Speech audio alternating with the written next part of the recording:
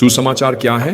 सुसमाचार आपके बेहतर जीवन के बारे में नहीं है। सुसमाचार आपके अभी के सबसे अच्छे जीवन के बारे में नहीं है, जैसा कि जोएल ऑस्टीन कहते हैं। सुसमाचार अमीर होने या शारीरिक रूप से चंगे होने के बारे में नहीं है, जैसा कि Benny Hinn, Kenneth Copeland, Bill Johnson, Todd White और इन जैसे अन्य झूठे शिक्षक कहते हैं। ये सुसमाचार नहीं है।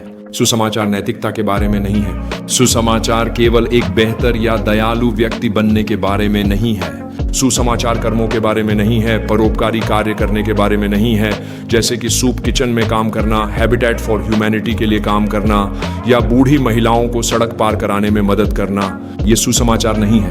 आप बौद्ध होकर भी ये सब कर सकते हैं। ये सुसमाचार नहीं है। इनमें से कोई भी चीज सुसमाचार नहीं है। सुसमाचार ये है कि आप एक बड़े पापी हैं, लेकिन मसीह उससे भी बड़े उद्धार करता है। हम सभी ने परमेश्वर की व्यवस्था का उल्लंघन किया है, और यदि हम अपने पापों में मरते हैं तो हम बहुत सही और न्याय संगत रूप से उस वास्तविक स्थान पर जाएंगे जिसे बाइबल नरक कहती है, जहां कीड़ा नहीं मरेगा और आग कभी नहीं बुझेगी। वहां विलाप, रोना, दांत पीसना होगा और परमेश्वर के क्रोध का पूरा बिना मिलावट का प्रकोप अनंत काल तक उंडेला जाएगा और यह कभी समाप्त नहीं होगा। आप कहेंगे, जस्टिन, ये कैसे न्याय संगत हो सकता है?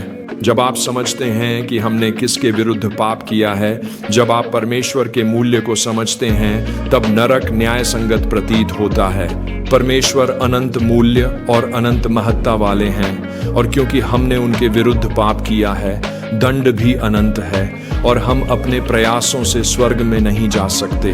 बाइबल यशायाह 64:6 में कहती है कि हमारे काम एक त्रिसंत परमेश्वर के सामने मैले चिथड़ों के समान हैं। प्रिय मित्रों, आप पूरे ब्रह्मांड के सृष्टिकर्ता और पालनकर्ता को सड़क पार कराती बूढ़ी महिलाओं की मदद करके प्रभावित नहीं कर सकते।